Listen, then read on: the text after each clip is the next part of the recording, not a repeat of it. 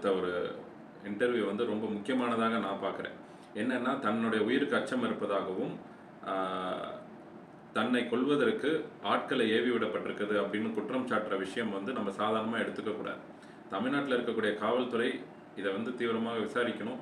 ஏன் அப்படின்னா, ஷவுக்கு சங்கர் அவர்களுக்கு இது முதல் முறை அல்ல, பல முறை இது போலான உயிருக்கு அச்சுறுத்தக்கூடிய விஷயங்கள் நடைபெற்றிருக்கு. அவர் வீட்டில் நடந்த விஷயங்களாக இருக்கட்டும், திமுக ஆட்சியில் நிறைய கொடுமைகள், நிறைய விஷயங்கள் நடைபெற்றிருக்கு. அதே மாதிரி சவுக்கு சங்கர் வெளியிடக்கூடிய செய்திகள், கருத்துக்கள் பெரும்பாலானவை நம்ம ஒரு 70% கிட்ட நம்ம வந்து அது கிட்டத்தட்ட அது உண்மையாகவும் இருந்திருக்கு, நடந்திருக்கிறது, நம்ம இல்லைன்னு மறுக்கிறதுக்கு இல்லை. ஏன்னா அவருக்கான சோர்ஸ் வந்து கொஞ்சம் ஒரு நெட்வொர்க் வந்து பெருசு, பெரிய அளவில் ஒரு நெட்வொர்க் வச்சிருக்கிறார். இன்னைக்கு நிறைய பேர் நான் பார்த்தேன், உளவுத்துறையிலேருந்து அவருக்கு டெல்லியில் அவர் என்ன அம்புட்டு பெரிய ஆளா அப்படின்னு. அவருக்கு உச்சநீதிமன்றத்தில் இருக்கக்கூடிய ஒரு டாப் அட்வொகேட்ஸ்லேருந்து நீங்கள் ஐபியில் இருக்கக்கூடிய டாப் ஆஃபீஸர்ஸ் வரையும் அவர் கூட லிங்க்ல இருக்கிறார். அவருக்கான இன்ஃபர்மேஷன் நம்ம தமிழ்நாட்டிலேருந்து எல்லா ஊர்லேருந்தும் நிறைய ஆஃபீஸர்ஸ் ஆதாரத்தோடு கொடுக்கக்கூடிய அளவில் அவருக்கான நெட்வொர்க் பெருசாக இருக்குது.